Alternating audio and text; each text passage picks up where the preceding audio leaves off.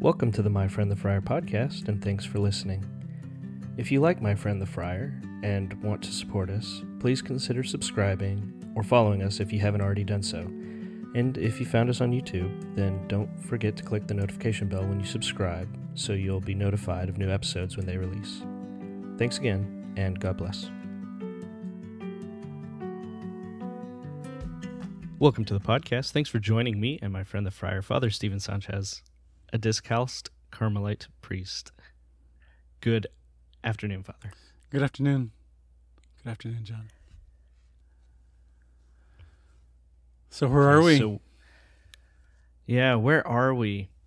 I've really enjoyed these last set of conversations because they're all so tied together, and it's given me a lot to think about. And I've heard some people, when I say some people, Betty? Like my mom. Oh, your mom. Okay. Right? Yeah, like comes back and says, excuse me, come back and says, that was really good. That really made me think about something, right? Which is the whole point. So that's good. So where are we? Well, we know that we're made in the image and likeness of God, right? We're not a cosmic accident. He loves us, he wants relationship with us, and we choose to respond to that somehow. And in our response, right, we start building a relationship with him. And because we're imperfect beings with, the consequences of the fall and, our sinfulness, we can't perfectly say yes. We can't perfectly respond and enter into that relationship perfectly, right? And that's the whole sinful part to us. But luckily, this last kind of bit that we want to talk about is how God responds to us, right? Because he knows we are fallen, obviously. He knows that we're sinful. He knows that we're imperfect. And so he loves us anyway, right? Mm-hmm. So what I've thought is really interesting is, like, I know this priest, I don't know if you know him, but he talks about, in his homilies I've heard, he talks a lot about Exodus and how leaving Egypt, the Israelites, that they're still kind of slaves to their sinful ways, right? Slaves to their past. And yeah, you're giggling now. I think I know what you're talking and about. How so like the whole of the kind of the Bible story, when you look at it, it's how God very slowly builds relationship with his people, right? And how that, surprise, surprise, is so very similar to how we build relationship, right? We want these things, but we're tied to our sinful past and all of that. So anyway, I just find it really, really interesting that building a relationship with God is really no different than building a relationship with another person, right? Like I meet Betty. I think she's the kind of person I want a relationship with. I respond to that feeling, right? We start dating or spending time together. But because we're not perfect, we miss the mark. And we have to figure out how to navigate that kind of, that imperfection, right? So maybe kind of some examples of how I might miss the mark with her, right? Is maybe I don't treat her with the kindness that she deserves, right? Maybe I'm not very patient when I should be. Or maybe it's a misunderstanding. Like I thought she wanted a necklace, so I made it out of macaroni or something like that, right? Instead of, jewelry. Or maybe, she was talking about macaroni. I thought she wanted a macaroni necklace, but instead she wanted it for dinner, right? So I have a lack of understanding, and it's an honest mistake, right? It's an honest kind of failure, but I'm trying, and I'm just not quite getting there. Or I'm selfish right? I know she wants something, and I choose to give her something else instead because I want to give her something else instead. And so all of those ways are kind of ways where I might miss the mark in my relationship with her. And all of that's kind of paralleled with how I could miss the mark with God too, right? Mm-hmm. So I think before you go on, just hold on to your thought. Mm-hmm. So we've talked about this before, how we're made in the image and likeness of God. We're made for communion. We're made for relationship. We're made for transcendence. We're made for revealing ourselves. That revelatory. We want to be known completely and fully, right? So we've talked about all that, and so all that is true and there. But then when you dial into the equation, there you dial in the fallenness, right? So all of those good things, and they're still there and they're still good, but they become they're distorted, or the perception is off, or the frequency is off, or I don't know, whichever way you want to think about it. There's a glitch in the hardware, and what happens is, what we have to understand is, we tend to think of sin as normal in our lives, and it's not. That is not part of God's plan. God's plan for us was to live in that original justice. And so it's sort of like, I have a low-grade fever. Either it's a high-grade fever, and hopefully it gets to a point where it's a low-grade fever. But the fact that my state of being is not at its fullness, it's not in its most healthy state, and my relationship with God, again, the whole idea of the divine physician can come in here. My relationship with God is the fact that He is committed to me, and He wants me to be healed. He wants me to return to that state of wholeness according to His original design, His original will for me. But because I've lived all my life in this state of fallenness, brokenness, and I'm trying to learn how to see clearer, trying to relate in a better way, be more responsive. But that takes into account also the fact that I've been living this way for 18 years, 20 years, 40 years, 60 years. So that means that there's something habituated in my way of seeing things, relating to the world, thinking of myself. And those are the things that I have to overcome. Now, getting back to the whole idea that Exodus story is that Israel has been crying for delivery for centuries. It finally comes, and they begin to enter into the freedom, but the freedom is so strange and scary for them because it's new, it's not familiar. And then that is why we have that temptation in the desert to go back to Israel, all right? I mean, go back to Egypt. Or to Egypt. Go back to Egypt. I'm sorry. Yeah, go back to Egypt. So, okay. So, now, in each of our journeys, God is calling us to freedom. Again, but freedom is scary because then I have to be accountable. I have to be responsible. I want freedom, but then again, at the same time, I don't want freedom because I misunderstand what freedom is. I have to really come into an education, a catechesis of what it means to live in the freedom of the sons of God, which is what God desires for us, right? So again, and I'm glad that as you were beginning to open up this topic, everything is interconnected. And again, we go back to the whole idea of it being a dynamic, organic entity ourselves, that we are dynamic and organic, right? And if you want to look at your own physical body, if you want to go down to the cellular level, and you want to look at all those things, the way things should function. When things are functioning well and everything's running the way it's supposed to be running, everything's great and wonderful and we're happy. But if there's something wrong, if there is a glitch in our health, it affects our entire way of relating, our entire way of seeing, our entire way of being, right? Um, Mm-hmm.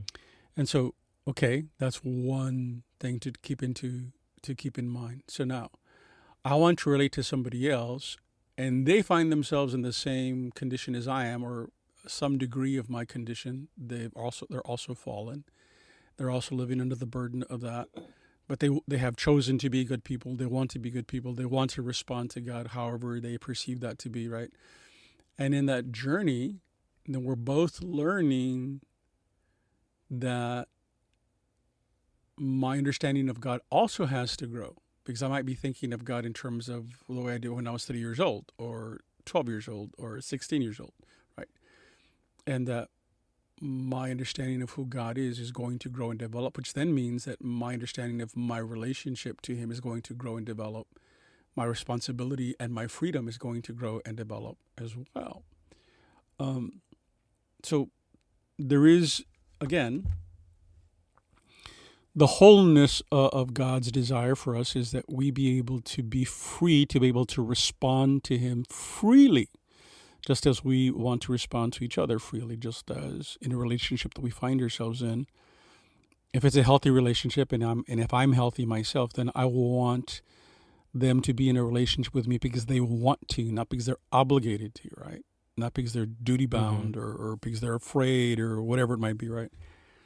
And again, it goes back to the whole idea of freedom and wholeness and healing. It's all part of the same reality, right? Of coming to that fullness that God desires for me. So sin, when we talked about sin earlier, sin or sinfulness is that there are times when I find myself incapable or unwilling, depending, to respond fully. I'm too tired. I don't feel like being charitable, right? Or I feel all chipper and happy and I'm, happy with God in the world, and then my neighbor is in a bad mood, and so so we have to take that into account as well. So there's all these variables. It's a very dynamic. It's a dance. It's a beautiful dance that the Spirit invites us into, and it's really rich in that it's all these are things that I need to keep in my consideration of my journey. It's not just a matter of what is what is the next task on the list to accomplish or to fulfill, right? And I think as we're talking about, healing and sin and stuff, part of it is that sometimes there are parts of us that we don't want to be healed because I don't want to be responsible. I don't want to be accountable. Sometimes there's that learned helplessness that happens spiritually as well as psychologically, right? And I want to blame God for everything or whatever. I mean, there's so many different ways in which this can go. But I think for us, we have to look at those times when I choose not to respond fully. And that's sinful, right? And again, it's not so much whenever I'm in the confessional. It's and they tell me that the type and number. And if it's a kid, of course, you let them go away with I hit my brother 12 times and I lied to my mom 8 times. Okay, don't do that anymore. Blah blah blah blah blah. Depending on the child, so you try to reason with them. Well, why do you think that's wrong? Well, because you're not supposed to. Well, okay, so how do you feel when they do that to you? Oh, I don't like it. Why don't you like it? It makes me feel bad. So then that means you're making other people feel bad. And do you think that's right? Well, no. Okay, so then, again, you catechize, right? So I think part of it, too, is getting to not just the infractions, but trying to help people come to an understanding, like, why do I tend to do that? There's a tendency that we have, and if there's a tendency, then that is the area that I need to think about, pray about, and ask God to heal whatever weakness is there, whatever root of sin is causing me to behave in this way. And as I said before, that sin is an abuse of a good. So whatever it might be, I have to think of the good that I am abusing and try to find a way to reclaim the good and allow the good to reach its fullness in my way of being, relating, and whether relating to others, relating even to myself, right? Does that make sense? Yeah, no. You said a lot of things that I was just like, oh yeah, man, yeah. So, one of my favorite things I think so far in the series of talks that we've had is I can't think of a time now off the top of my head where whatever it is we're discussing is black and white. It seems like it's always a both and scenario. Yeah. And yeah. that just the depth of that, I just find so fascinating. And that comes back to what you were just saying, is my personal capacity. What am I even able to understand about healing, relating, forgiveness, sinfulness, right? Like there is that personal part to it.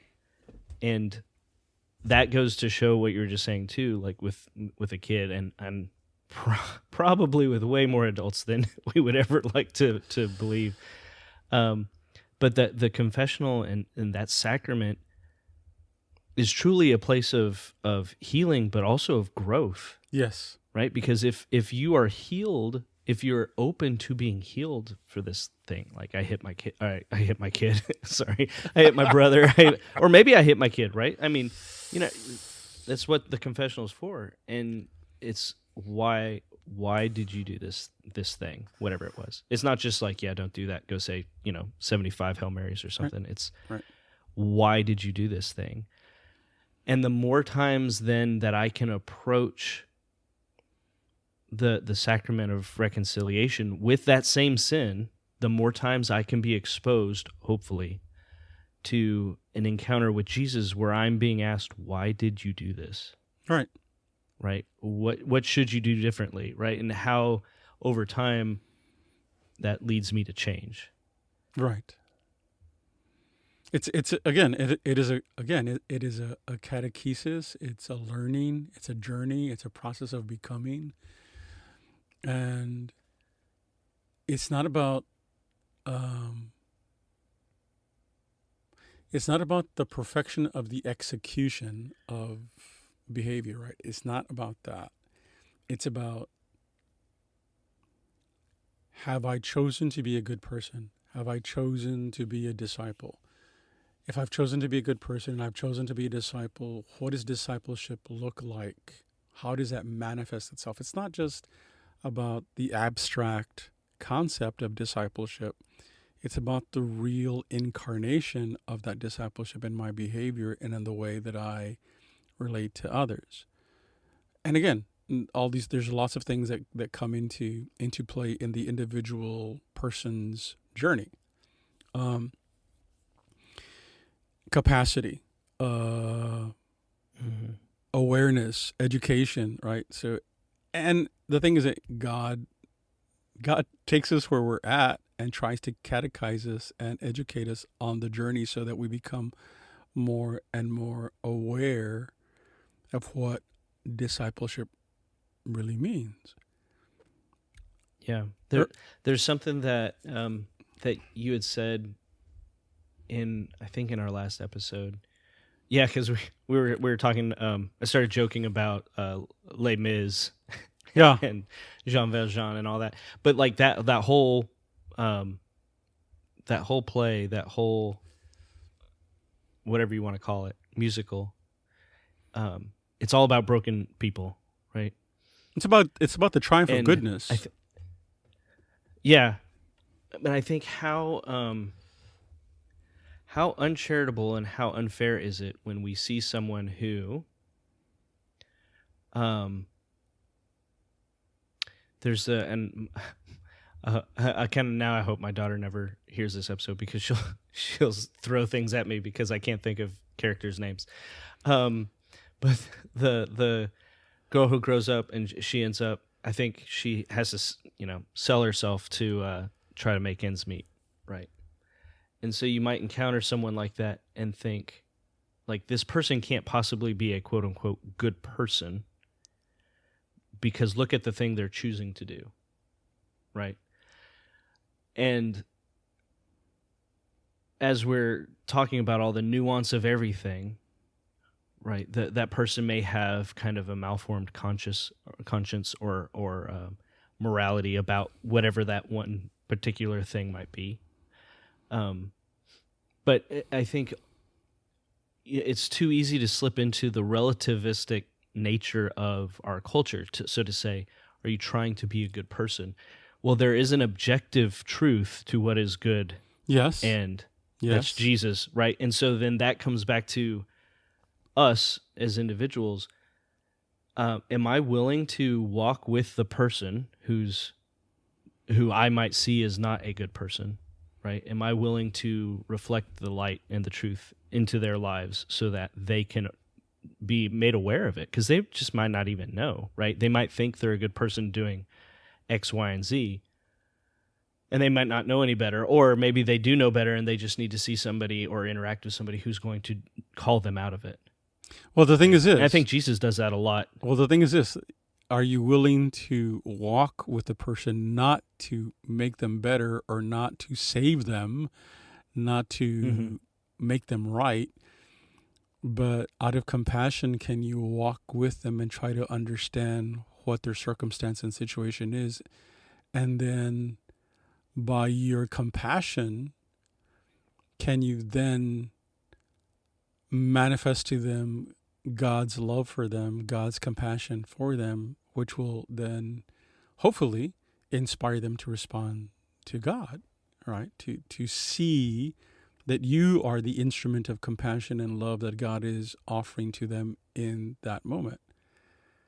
For example, you're talking about Les Mis, right? I strongly suggest, if there's any readers out there, I don't know if anybody reads anymore, to read the novel. Read it is an excellent. It's long, very long. Get the unabridged one. Yeah, it's very long. Get the unabridged one, and it's a very beautiful story. So, for example, in that situation where she has to earn money for her daughter, so she, she has to earn money for her daughter, and she earns money by going out and prostituting herself. Not because she wants to, but because she needs to, because out of her love for her daughter, she is doing this for the well-being and goodness of her daughter, right? And so you have that subtext, right? You have that subplot going on there.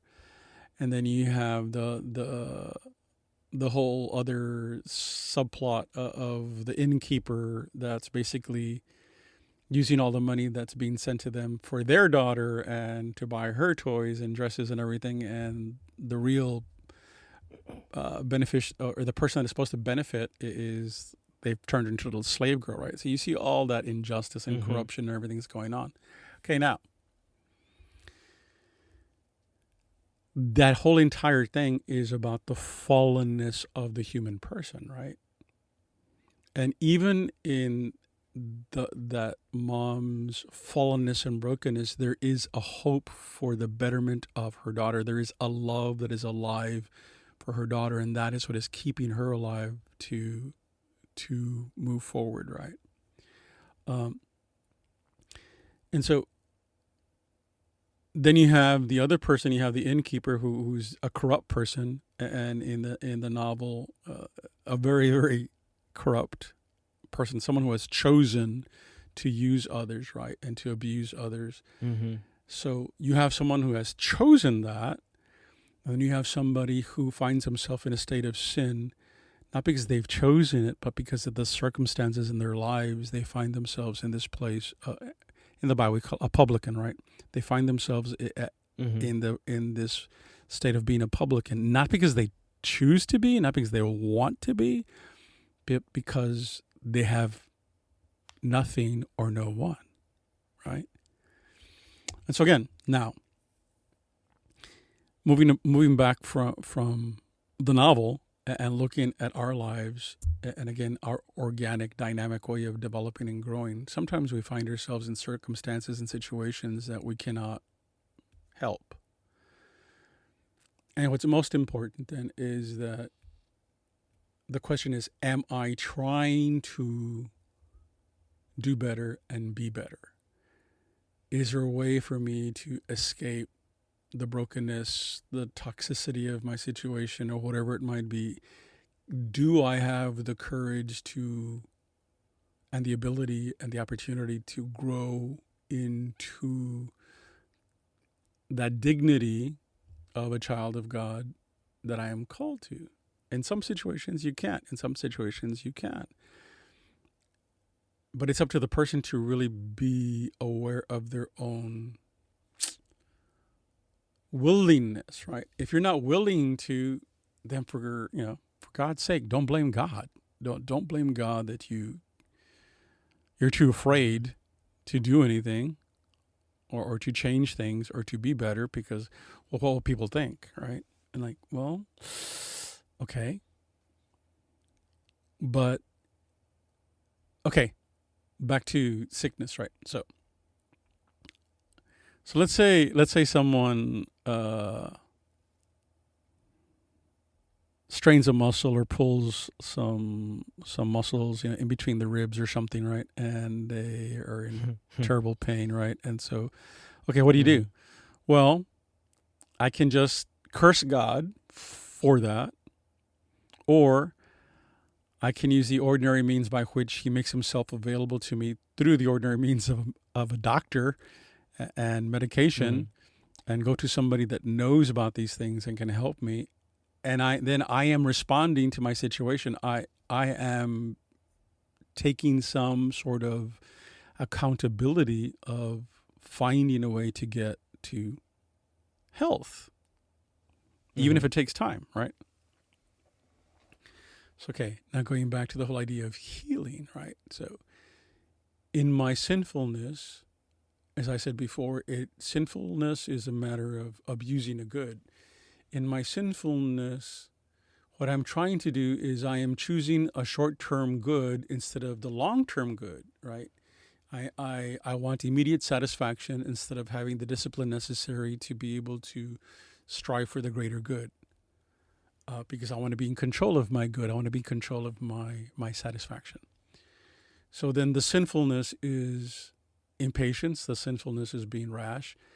And then the way to healing, the way to wholeness is to learn how to be patient. It is learning how to be responsible. It is learning how to delay my gratification and know that there is a greater good that I am called to, and then begin the process of disciplining myself to wait for the greater good, to come to a greater good, right? Does that make sense?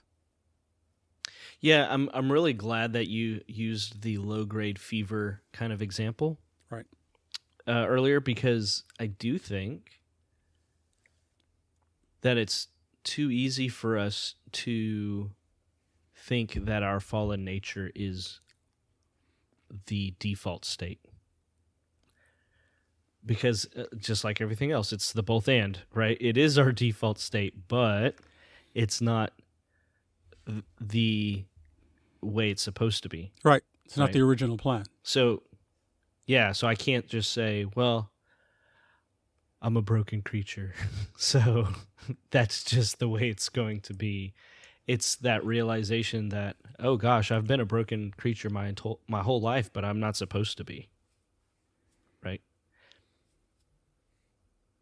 So I just thought that was really interesting. And then thinking about then how we heal.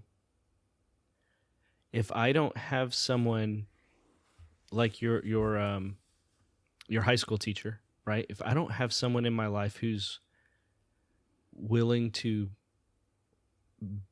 walk with me in that moment, or just point me towards the truth, then I'll never know.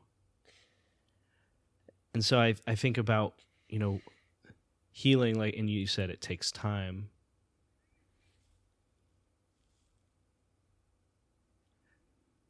So the healing, what's the connection? There seems to be a connection between healing and forgiveness. And his capacity for forgiveness is infinite, but that doesn't give me a free ride to just continue to sin. Correct. Right. But so is everything that I need to be, no? See, I was going to say, does everything I need to be healed from require forgiveness? Require me to seek and ask forgiveness? But I'm not sure. Well, it would require, depending, it would require you to seek and ask forgiveness, or it require you to forgive someone else. Forgiveness is part of it, but what part is really up to the individual, right? So can I ask forgiveness ask for someone for forgiveness because of a particular way that I've been? And again, in a 12-step program, they talk about amends, making amends, right? So I would go and I would ask for forgiveness, right? So, okay. And that frees me from that burden of guilt. I am freed from that burden.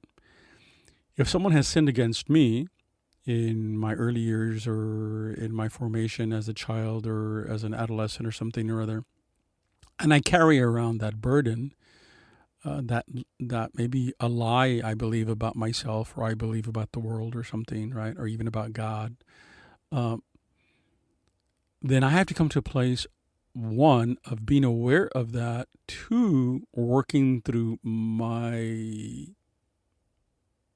emotional response to that, and three, come to a place of forgiving that person for injuring me, for being a bully when I was in third grade or something, or I need to let go of the burden too, because I'm carrying the burden of that hurt. And it is through forgiveness that you let go of the burden and you allow the healing to begin.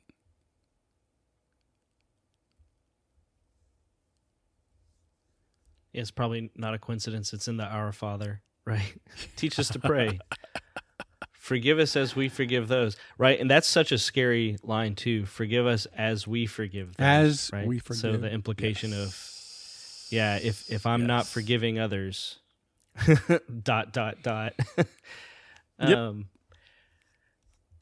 Yep. So this is all really kind of. I find it also fascinating because, again, because it can't all just be relative, because then anything could potentially go. So there's an objectivity to all of it, and so I'm again, I don't think it's coincidence. I don't know how I can have a relationship with God without having a relationship with other people. Correct. You can't. The essence of the Christian faith is community. I mean, it's a communal call. We're called as a people, not individuals. It's not just me and Jesus. It is my unique journey within the people of God. I am called to that relationship. I am called to communion. So it requires of me the love of neighbor, not just the love of God.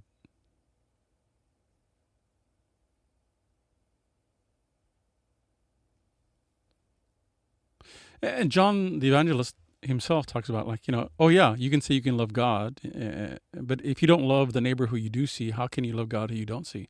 In other words, it's easy to convince yourself that you're holy because you love God and you've given yourself to Him or you're dedicated to Him. But then again, you don't see the beggar that's dying of starvation outside your gate and who's all full of sores and the dogs are licking him. You don't see him, but you're happy about yourself and you're happy about your life and you're happy about, the blessing that God has given you. There's something radically missing there. Yeah. Well, and James, faith without works is dead. Yes. So you can't, there's, so, oh, it's so interesting. So I will probably never come to know God. Again, thinking I'm the atheist kid raised in an atheist household kind of thing, right? I will never come to know God unless I interact with somebody who can introduce me, right? I might stumble on the Bible and stuff like that, right? But at some point in time, I'm gonna have to go. I can't just be like, "Oh, this is really good," and just read it in my room. I have to go interact with somebody, right? I have to go, and so then I'm gonna engage with other Christians, and it's through those other Christians that I will experience, right? Like, who was the saint you said? The only hands that Jesus has are yours. Saint Teresa of Jesus. Yeah, right. So then I'm going to experience him. I'm going to get to know him. I'll have that opportunity to continue to respond, right? I'll respond imperfectly, right? But I'll only know that, again, I'll only know that through my interactions with other people, Yes. right? And then because I have the capacity to grow into this place of recognizing when I err or when I miss the mark and wanting to do better, right? Then through my interactions again with other people, I can experience his healing, his forgiveness, growth, right? Yes. Yes. And then ultimately, that'll probably pay itself forward where I'll interact with someone else and then I'll become that thing for other people as well, the way Yes. that somebody was for me. Yes. Yes. Right. So it's so interesting how it's all tied together. It's a whole series of both ands, you know. Mm.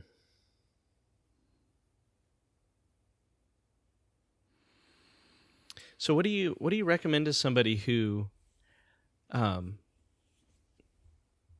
is an Israelite who has just been freed from captivity in Egypt, who finds themselves, you know, not willing to we have all this food with us but we're starving, can God feed us, right? Like Right. we don't want to give up the things, Right. we don't Right. want to let go of our past. It's, man, we're going to die out here, we ought to just go back to slavery. Somebody who's caught in that, and like, to me that screams healing, right? They need some healing in their life from God. Like, what do you recommend to somebody who finds themselves in that kind of situation? Well, the first thing I tell them is that it's normal to be afraid. It's normal to be tempted to go back. Those are normal reactions because we're hardwired for self-preservation, and the unknown is something that we find scary. But also let them know, like, this is a difficult task, a difficult journey, because what you're leaving behind, a way of being, a way of perceiving, you're leaving that behind, and you are in the process of becoming fully yourself. You're leaving behind your false self, or the false understanding of who you believed yourself to be, and now you're coming into the freedom and the responsibility of being God's child. But that it is a dynamic, organic process, and that to be patient with themselves, but always challenge themselves to learn, to grow. Don't be happy that, okay, I'm not in Egypt anymore, but I'm not in the promised land either. So, okay, so if you want to stay in the desert, okay, that's fine. That if that's a choice you make, that's up to you. Yeah. But, know that there's a choice you're making. But the whole process of crossing through the desert is a process of we becoming aware of what is of fundamental importance. And the fundamental importance is, one, that God walks with us, that we're not alone walking in this process, and that we're loved, and that even though I am tempted to go back, even though I'm tempted to worship a golden calf, that God still loves me, and he kind of shakes his head and goes like, yeah, okay, let's okay, let's just take a deep breath and let's just try learning all over again. So let's just try teaching this thing again, this fundamental truth, right? And so I think patience with the self, and I think the knowledge that we're not alone in our journey, the knowledge that we are truly loved, that we're not accidents, is something that can help us.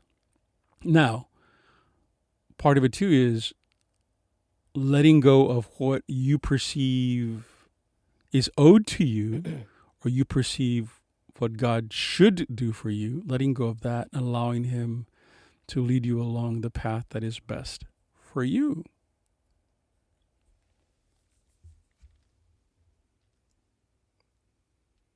Is there, as a contemplative,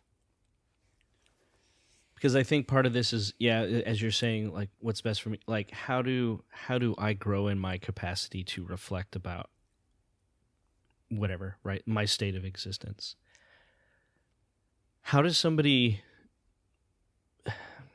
is that appropriate prayer time for someone to engage with in? Oh yeah, right? Definitely. And I think the first place you would start, again, is God is inviting us into a relationship with him. The first thing I would say is, like, examine your way of relating. Examine what you perceive a relationship is about, how you perceive relationships should work. Examine those things. What are the things that you're taking for granted that may or may not be true? If one of the things you take for granted is, I can't trust anybody because blah, blah, blah, blah, blah, well, that's your experience of something that's broken, but that's not the truth of the world, and that's not the truth of who God is, right? Because sometimes we're like, okay, how do I know God loves me? Like, well, because you look at the crucifix. I mean, he gave you everything that is most precious to him. He's committed to you completely and totally. So how do you respond to that? So again, what is do I have the objectivity to stand outside of myself and examine my way of relating? What are the presuppositions that I make when it comes to relationships?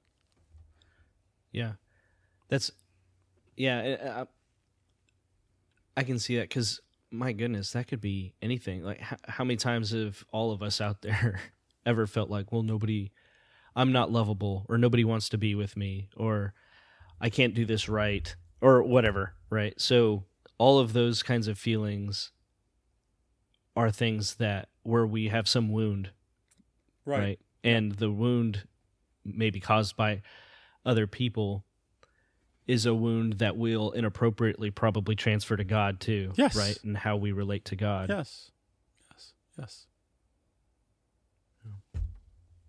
It's something that makes all this makes me think about, and I had to look it up because I wanted to get it right. The again, how if I came across a Bible and just read the Bible and had a relationship with God, but I never interacted with anyone. It was just me and God, right? Or me and Jesus.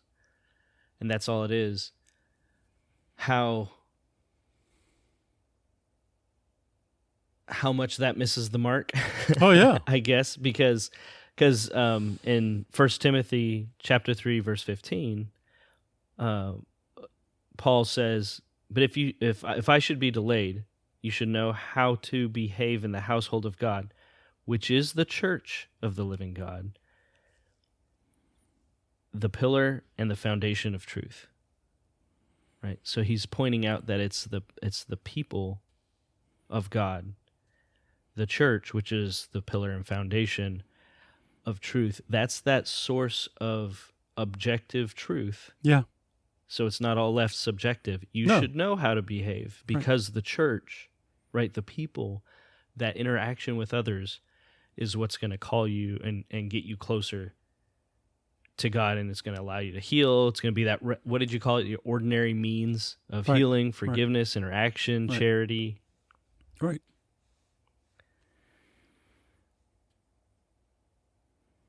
And the scriptures, I mean, just the Jesus Christ himself in his life and ministry is the exemplar of how we're called to live, to be of service to others, to be other-centered, to be forgiving, sometimes to challenge people to the truth, like, no, that's not what it's about. But okay,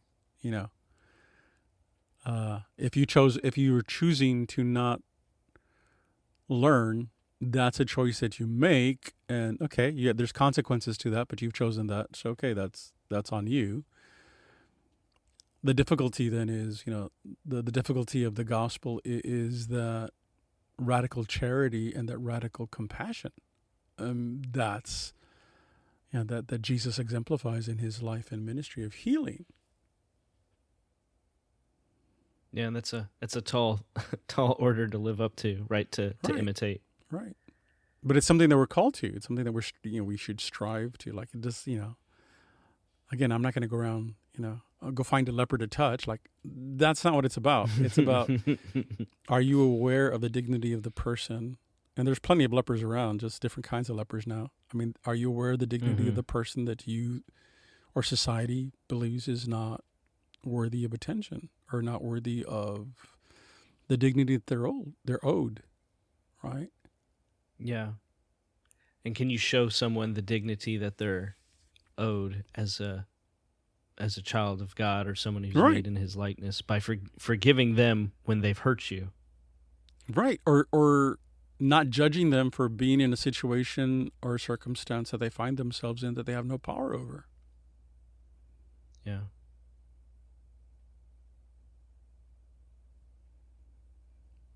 Man, it's good stuff. It's all good stuff. It's called the gospel. Amen. Ay, senor. Oh. Okay. Well, thanks for this. I really love these talks that we have, these conversations. You're welcome. Just okay. Thinking things out, thinking things through. Yeah. All right, well, we're gonna wrap this up so people can go think about things. Okay. Y'all go sit and think. Or go buy Les Mis, the book, and start reading. Yes. All right. Well, Father, I love you. Thank you, everyone who's listening. Thanks for joining us. God bless. And, thank you. We'll see you next time. God bless. Hasta later. Bye.